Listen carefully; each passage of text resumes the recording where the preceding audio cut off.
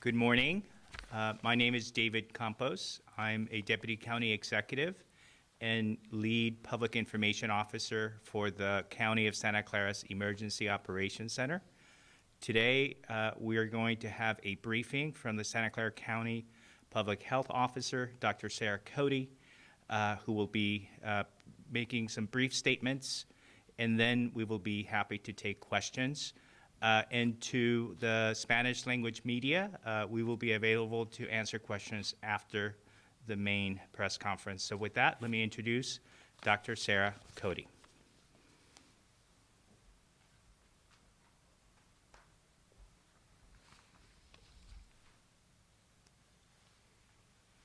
Good morning, everyone. It's good to be with you, good to be back here. Thank you for standing as far back as you are because I do have my mask off. I haven't seen you all in a while, and I just wanted to give you an update as to where we are with COVID-19 here in our county. And we've brought some pictures to try to make a point. So I'm going to step over here and just project a little bit to tell you where we are. So, and actually, can I take this with me? Will that help? No. Oh. If I project, will this work? You know what I'm going to do? You can move the graphics behind you guys closer to the mic. Okay. It's going to take it. Okay. Will this work? Yes. Great.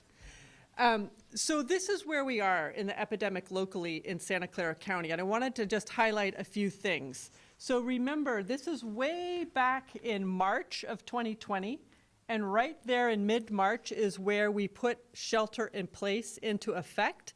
And we saw here by May, we were down to very low numbers of cases reported each day. On some of these days, we had just one case reported in the entire county.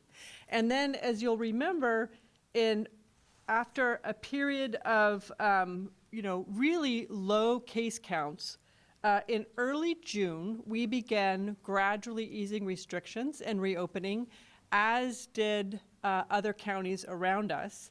And what we saw was first a gradual increase that really began to accelerate in late June and right up here through mid-July. So I want to tell you a little bit about this acceleration as well as what this red part means.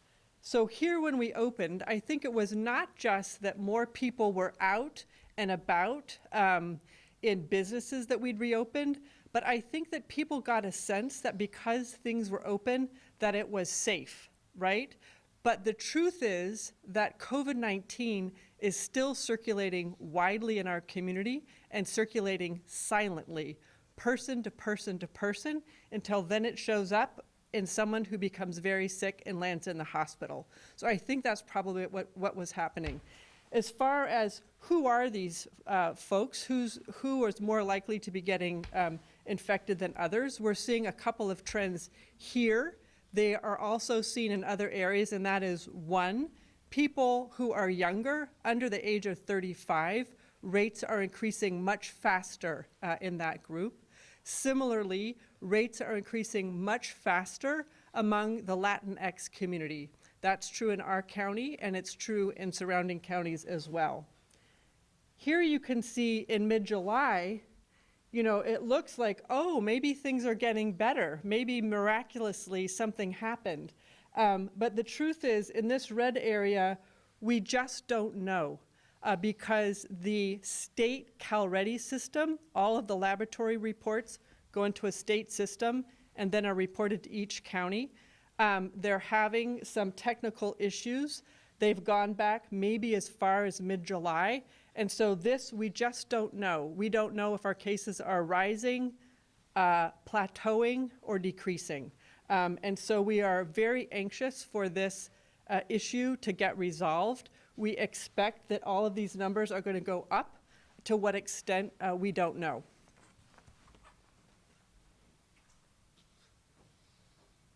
So the data that we do know more about, I'm going to show you this. This shows, this is all of the hospitalizations across all of the hospitals in our county, and you can see it over time.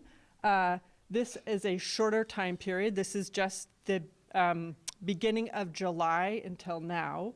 And what you can see is that in the first few weeks of July, the hospitalizations were increasing. And then in the last week or so, they have plateaued.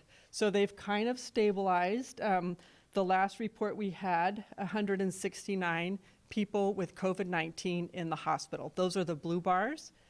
In the red bars, sort of superimposed on top, those numbers represent new patients with COVID-19 hospitalized on each day. You can see that that jumps around a bit, but in the last couple weeks, here this red line has sort of been coming down. So while we, again, can't interpret what our last few weeks of data mean as far as the cases, the last few week or two of hospitalization data is somewhat reassuring that things are leveling off, but it's not enough to really know. So, whoops. That may fall down.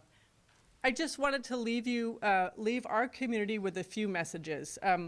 Number one, COVID is still here. It is still very much a threat, and it's circulating widely in our community. And each of us still needs to do everything that we can to bring it under control.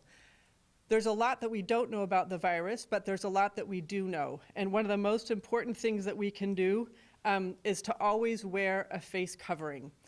If you walk outside of your home without your face covering on, it should feel weird. It shouldn't feel right. It should feel like being in a car without a seatbelt. You must wear your face coverings anytime you're outside your home. Number two, whenever possible, outside is better than inside. We know that this virus is spread both by droplets as well as aerosols. When you're outside, you're much safer. The people around you are much safer. So if you combine wearing a face covering with being outside, with keeping a distance, then you will keep those around you safe, and the people that you're with will keep you safe. The second thing I wanted to emphasize, and this is a very human reaction, we all feel a bit safer with people that we know. We feel safer with our family. We feel safer with our friend. But COVID-19 doesn't really care. And so you're not actually safer just because you were the family member or just because you were a friend. And you have we all have a very human tendency to move physically closer to people that we're comfortable with. But that's how COVID spreads from person to person. So even if you're at an outdoor gathering with family and friends in a small group, everyone needs to be outdoors, needs to be at least 6 feet away, and needs to be wearing a face covering. That's enormously important.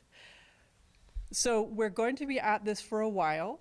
And as we've been talking about over the last month, the key is really risk reduction. What can each of us do every day, every time we go out, to reduce the chance that COVID will spread from one person to another? Thank you, and I'm happy to answer any questions. Can you talk about where the data problem is and how, at this critical time, how inconvenient that is for you? Right. So just as we had back in February and March, when we didn't have enough testing, we felt blind. I would say that right now we're back to feeling blind. We don't know how the epidemic is trending. So it's not just inconvenient, but this lack of data doesn't allow us to know where the epidemic is heading, how fast it's growing, or not. The problem seems to be with the sort of juncture between electronic laboratory reports coming in and the routing. They're not getting routed the way they need to be into the CalReady system. Apparently the state is still working on a diagnosis. The diagnosis is not yet clear, and that's about all I know. I will say that our county has offered to help in any way that we can. And so we're actually looking to see whether we have some expertise here that we might lend. Of course, everyone statewide is very anxious to get this fixed. We'll take a couple more. Yes. Just a quick follow-up to his, when you say expertise, that means perhaps some tech help because we have so much of that here. And also, I was just curious if there was any new news on the Costco situation. I know they have done some testing, I believe, up in Mountain View. Is any testing planned for employees in perhaps San Jose and Gilroy? I don't have any particular updates on Costco, but what I will say is that we have a team within our special investigations group that investigates work sites. And I want to highlight a couple of things that are important, and that is, in many cases, at a large work site, such as a Costco, you're inevitably going to see cases because the people that work at the Costco live in the community where COVID is circulating. So the fact that a large company like Costco has cases may mean only that they're large, and probability alone would dictate that they're going to have workers with cases, or it may indicate that there's spread in the workplace. So that's a really important distinction to know, and I don't have any particular updates on the Costco situation. As far as St. Clair County, might we offer some tech help from companies that can help the state? Right, we're trying to understand exactly what kind of help they need, and then we're reaching out both internally with the expertise we have in the county, as well as with colleagues in the valley. Dr. Cody, if the new numbers from the state come out, as you suspect, perhaps higher than what we have now, what could change? And what sort of new protocols would have to be implemented to cope with that, if anything? Right. Well, in some ways, we would keep doing many of the things that we're doing, which is particular outreach and work with communities, both in Gilroy and in East San Jose, where we have some of the highest rates. We also, of course, need to stay with your help, increasing education with everyone. It's to keep up the work that everyone has already done. And to assist everyone in shifting their mindset to a long game, right? We have to be changing our behavior for a very, very long time. If we see that the cases are rising and they're rising fast, then we may need to put more stricter controls into place, as we did back in March, to really turn it down. Hi, Dr. Cody. A two-part question for you. There are some concerns about testing and the time it takes for some of the results to come back. More specifically, we're hearing from folks, some of the Verily sites, they're not getting results for 2 weeks at a time. If you could provide your thoughts on that, any concerns there? And secondly, as we're seeing more people out and about and cases jump among some of our more vulnerable communities, do you anticipate issuing some sort of recommendation regarding masks to be worn inside homes, some homes where there may be multi-generational families living within that home? So as far as testing, we too are hearing and documenting that there are lengthening turnaround times. The turnaround times varies quite dramatically by lab. Some labs are still getting a turnaround time of 24 to 48 hours, and some are taking well over a week. So there's a lot of variation.